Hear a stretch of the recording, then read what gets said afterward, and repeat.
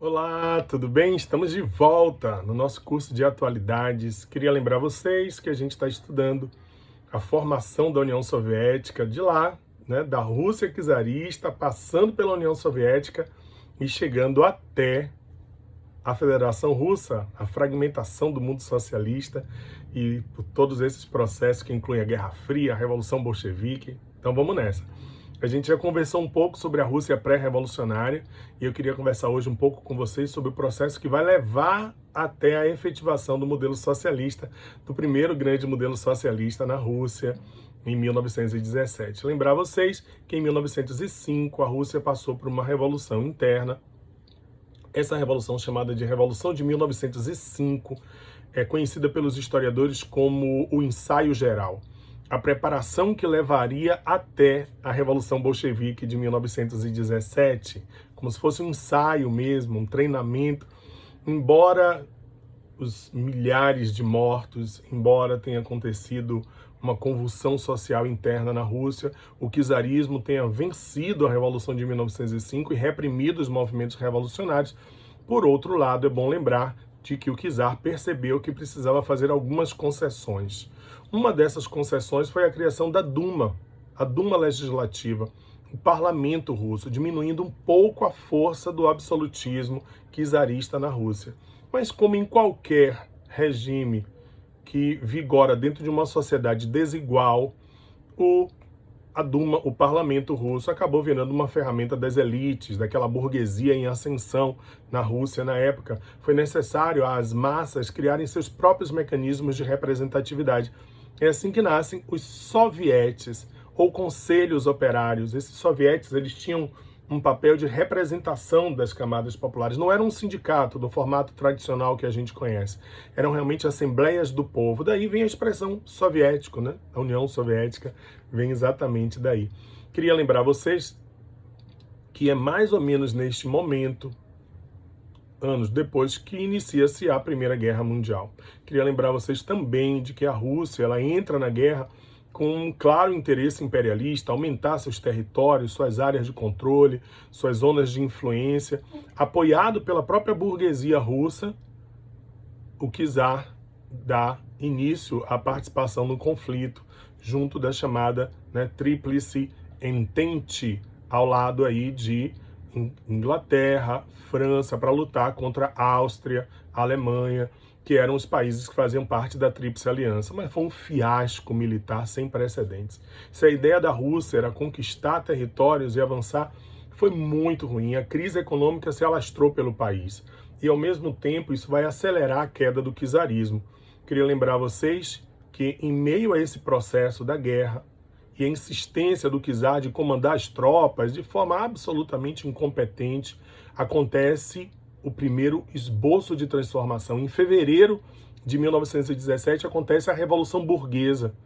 Lembram lá dos menchevistas? Pois é, aliados com a burguesia e tentando atrair camponeses e operários, alegando que essa revolução, que levaria ao fim do czarismo, provocaria uma distribuição de renda na Rússia, que ia conseguir tirar a Rússia da Primeira Guerra Mundial e, ao mesmo tempo, fazer uma grande reforma agrária.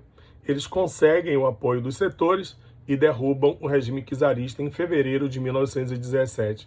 Mas não dividem bolo de riqueza coisa nenhuma, não tiram a Rússia da Primeira Guerra Mundial e mantêm as estruturas mais ou menos da mesma forma. O príncipe Lvov, que assume temporariamente, e o Kerensky, líder desse governo provisório, acabam perdendo o apoio popular. Em meio à crise econômica, a participação desastrosa da Rússia na Primeira Guerra Mundial, crescem as forças de oposição. A essa altura, inicia-se a conclamação das massas dos sovietes sob a liderança dos bolcheviques, usando as chamadas teses de abril. Olá, a terra aos camponeses, as fábricas aos operários e a paz aos povos. Assim, rapidamente, os bolcheviques conseguem mobilizar os sovietes, organizar as forças revolucionárias e, em outubro de 1917, efetiva-se o que nós conhecemos como Revolução Russa ou Revolução Bolchevique. Vocês estão vendo imagens históricas aí que eu acho impressionantes, né? Então, e também está o texto, vocês estão vendo aí, né? O colapso do Estado, o descrédito dos setores moderados, o ativismo dos bolcheviques, a participação desastrosa da Rússia na Primeira Guerra, tudo isso junto conseguiu fazer com que Lenin, liderando os bolcheviques, Lenin, líder dos bolcheviques, lembram? Ele consegue criar o primeiro regime socialista da história. A Revolução Vermelha, a Revolução Bolchevique de outubro no nosso calendário, né? Novembro no calendário ortodoxo, transformando assim a Rússia num regime socialista.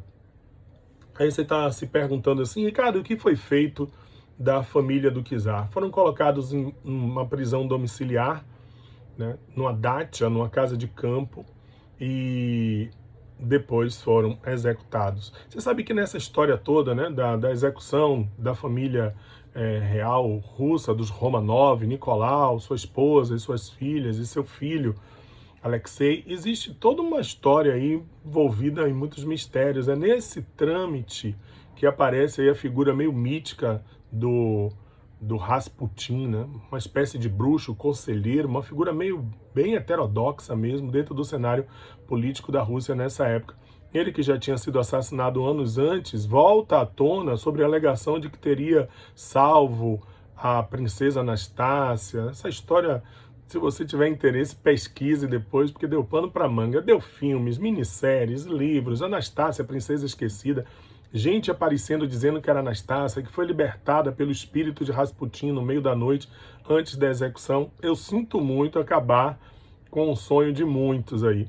Mas tudo isso é mera teoria conspiratória, né? A Anastácia foi executada junto com a família, um momento lúgubre assim, né, da história da Revolução, da história do processo revolucionário. Dizia Lenin que foi das decisões mais difíceis dele, mas o que vale mesmo é que, de forma brutal, a família czarista foi executada para evitar que houvesse ainda esperança dos setores czaristas com o possível retorno dos Romanov ao poder.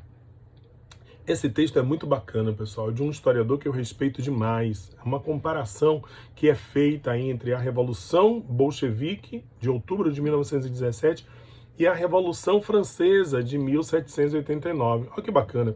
Assim como a Revolução Francesa de 1789 foi o modelo clássico de revolução burguesa, que desmantelou a velha ordem feudal e aristocrática, criando as condições para o desenvolvimento do capitalismo moderno. Hobsbawm diz que a Revolução Francesa varreu para debaixo do tapete da história definitivamente as antiquárias medievais. Eu gosto muito dessa abordagem.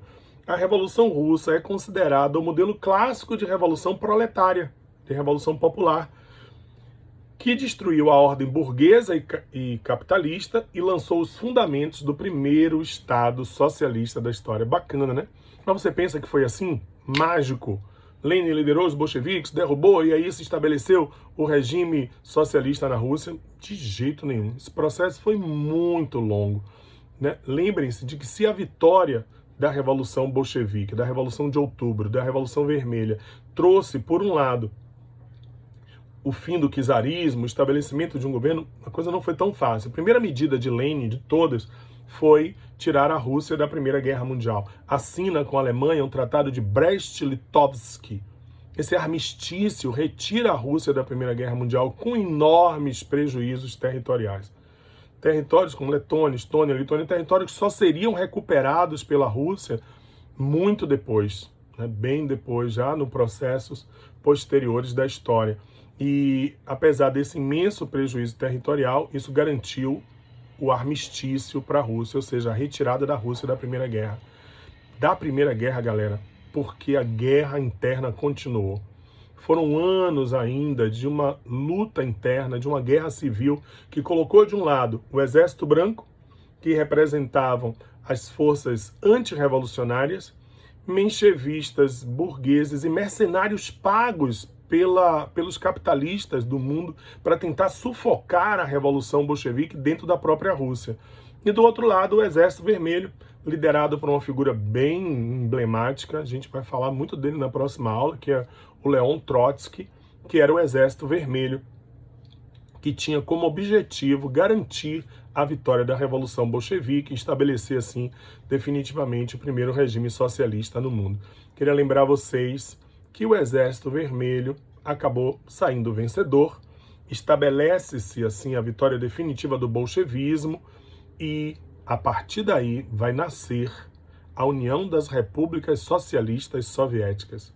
Ou seja, a partir daí vão surgir outros estados socialistas que, no bojo da Revolução Bolchevique, também se convertem ao discurso marxista, ao modelo marxista. A Rússia passa a ser uma das repúblicas socialistas soviéticas. Ô Rick, me diz uma coisa aqui, Rússia e União Soviética é a mesma coisa? Não. O que é maior? A União Soviética. A Rússia é a líder, mas é uma das repúblicas socialistas soviéticas, entenderam? Então, assim, a União Soviética abrange outras repúblicas socialistas soviéticas. E aí, Ricardo? E a partir daí, com a vitória do Exército Vermelho, como foi o processo com o surgimento da União das Repúblicas Socialistas Soviéticas? O que vem pela frente? Ah, cara, isso é assunto para nossa próxima aula. Paz e luz para vocês. Um abraço e até o nosso próximo encontro.